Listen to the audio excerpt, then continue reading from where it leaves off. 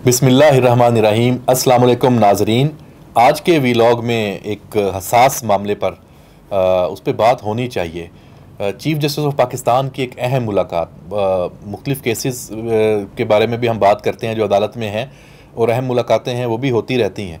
ये थोड़ी हैरान कुन भी है, अचंभा भी है। और इस मुलाकात की बाज़गश्त कहाँ से आई? वो सोशल मीडिया पे जिस तरीके से आई, उसने ख़ुद इसको मशकूक बनाया।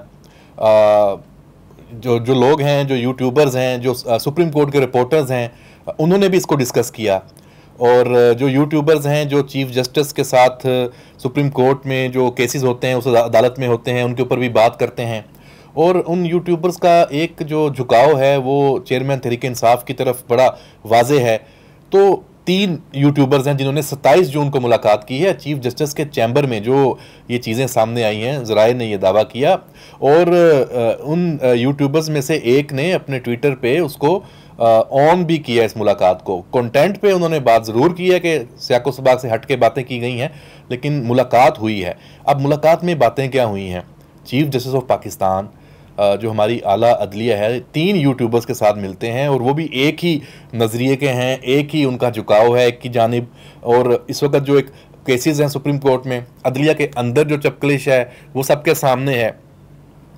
तो ये पहले हम ये बात कर लें कि इस तरह की जो यूट्यूबर्स हैं, इनका रोल क्या है, या ओवरऑल किसी भी तरह के जो यूट्यूबर्स हैं, सारे मुख्तलिफ, कोई एक मकतबा फ़िक्र को एड्रेस कर रहे हैं, कोई अपना एक जो रुख है उन्होंने इख्तियार किया हुआ, झुकाव दूसरी जानिब है। ये बयानिया बनाने का दावा करते हैं कि हम एक ऐसी मशीनरी हैं कि जो चाहे हम बयानिया बना सकते हैं, क्योंकि हमारे फॉलोअर्स हैं, हमने उनको अपनी बात है उस पर उनको आमीन कहलवाया हुआ है उनसे, कि हम जो भी कहेंगे वो हमारा जो फॉलोअर है उस पर आमीन कहता है और हमारी बात को लेके आगे बढ़ता है। यूं हम बयानिया बनाने के मास्टर हैं। तो चीफ जस्टिस कोई बयानिया बनाना चाहते हैं, बयानिया बनवाना चाहते हैं, ऐसी मुलाकात का मकसद क्या है? ये बड़ा हसास मामला है। ऐसा जो ओहदा जहाँ पे ये चीज़ें हैं और उसकी जो तफसीलात सामने आई है, उससे आप हम देखें, जो बात करते हैं पॉइंट्स, उससे थोड़ी और आगे बात खुल जाएगी। यूट्यूबर्स में सदीक जान है, आबिद अंदलीब है, अहमद अदील सफराज हैं, और ये 27 जून यानी ईद से पहले की ये मुलाकात है और चीफ जस्टिस के चैम्बर में हुई है। तो ज़ाहिर सी बात है, ये तो अगर हुई है तो ये फिर इसकी तरदीद अगर आती है तो बहुत सारे सबूत होंगे। लेकिन जब चूँकि ख़ुद इन यूट्यूबर्स ने भी कह दिया कि हाँ हुई है, तो अब बात सिर्फ इस पे है कि वहाँ बात क्या हुई है। जो चीज़ें सामने आई हैं, पंजाब और केपी की जो असम्बलियाँ हैं उसकी तहलील करने पर बात हुई, और चीफ जस्टिस ने अपना पॉइंट ऑफ व्यू इन्हें दिया। उन्हें बताया कि ये जो इमरान खान साहब हैं, उन्होंने बड़ी हमाकत की है ये असम्बलियाँ तोड़ के। यानी कि वो अगर ये असम्बलियाँ ना तोड़ते तो बकौल चीफ जस्टिस हालात तब्दील होते, ये मुश्किल सूरत हाल ना होती जिसका फिर सामना करना पड़ा ना सिर्फ इमरान खान को बल्कि उनके सारे चाहने वालों को। उसमें फिर अदलिया में भी कुछ लोग हैं, उसमें इस्टेब्लिशमेंट में भी हो सकता कोई रिटायर्ड जो लोग हैं उनके नाम आए, ब्यूरोक्रेसी में भी हैं, बहुत सारे जो नाम थे पहले भी के प्रॉब्लम्स कहाँ शुरू हुआ। वो चीफ जस्टिस भी इस बात को एड्रेस कर रहे हैं कि पंजाब और केपीके की असम्बलियाँ तोड़कर इमरान खान ने हमाकत की है। ये दूसरी बात उन्होंने की कि 9 मई के बाद उन्होंने तस्लीम किया कि इमरान खान के लिए सूरत हाल मुश्किल हो गई है, बिल्कुल तब्दील हो गई है और शदीद मसाइल हैं। ज़ाहिर बात है, अब उन्हें वो सपोर्ट एक ऐसी चीज़ होगी, एक ऐसा काम हो गया जो पाकिस्तान में नहीं हुआ था, उसको डिफेंड करना अब हर किसी के लिए मुश्किल है। यानी अदलिया के लिए भी अब मुश्किल है 9 मई को डिफेंड करना, जो सूरत हाल बन गई। हत्ता के यानी कि इसका मतलब तो ये हुआ कि चीफ जस्टिस के लिए भी मुश्किल है, वो भी अब डिफेंड नहीं कर पा रहे इमरान खान के इस इकदाम को। 9 मई के जो मामलात हैं उस पर इस खुफिया मुलाकात ही कहेंगे, इसमें सियासत पर बात हुई, अदालती बहरानों पर बात हुई, केसेस पर बात हुई। जो ये चीज़ें सामने आई हैं उसमें काजी फायज ईसा जो सीनियर मोस्ट सुप्रीम कोर्ट के जज हैं और जिन्होंने 16 सितंबर को चीफ जस्टिस ऑफ पाकिस्तान बन जाना है, उनका नोटिफिकेशन हो चुका है, उनके बारे में भी अपनी राय चीफ जस्टिस उमर अता बंदयाल साहब ने दी और कहा कि उनको मैंने समझाने की पूरी कोशिश की, यानी अपने हिसाब से अपनी मर्जी की चीज़ें समझाने की पूरी कोशिश की, लेकिन वो अपनी मौक़िफ़ से हटने को तैयार नहीं। अब वो सबके सामने है, जो केसेस हैं, जो सुप्रीम कोर्ट का ये जो बिल है उसका जो मामला है, उस प्रोसीजर एक्ट जो है, प्रैक्टिस एंड प्रोसीजर एक्ट, उसमें भी उनके जो इख्तलाफी नोट कह लें या दूसरे जो चीज़ें हैं वो सारी मौजूद हैं, रिकॉर्ड पे हैं।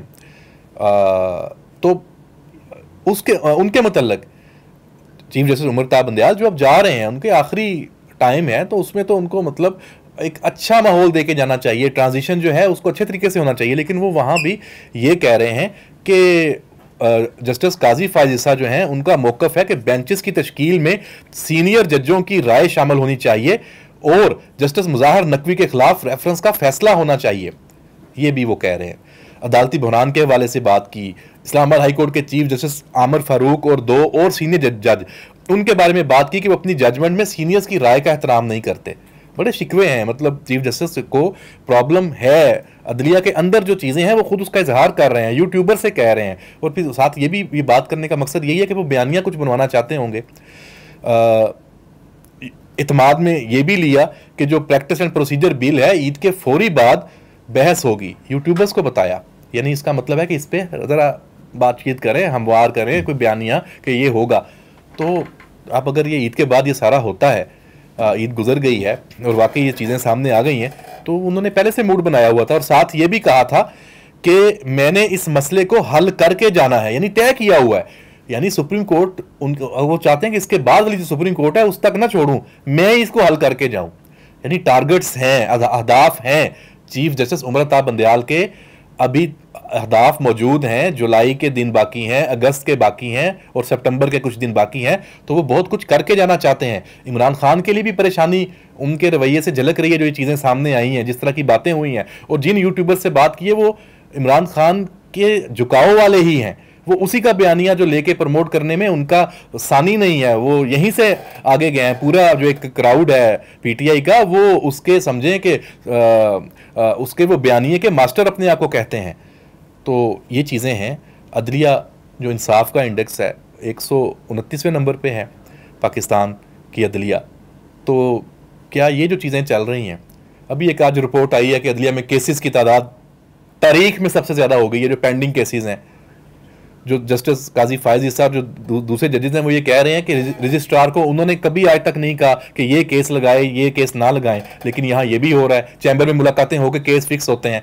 तो जो मेरिट है जो सबका, क्या वहाँ ये चीज़ें नहीं होनी चाहिए? तो ये बयानिया बनाने की जो मुलाकातें हैं ये ख़त्म ही नहीं हो रही। चीफ जस्टिस का काम बयानिया बनवाना है। ये बड़ी एक हसास है, डिबेट है। ये चीज़ें आई हैं सामने ज़राए से और मुलाकात, इसके ऊपर बात होनी चाहिए।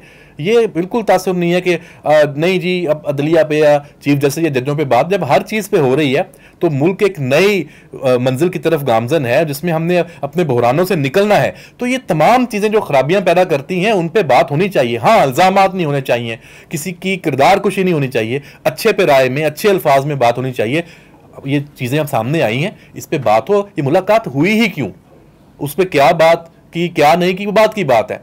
मुलाकात होनी ही नहीं चाहिए थी। बहरहाल ये मुलाकात हुई है और ये चीज़ें सामने आई हैं, तो हमने आज ये इसको डिस्कस किया है।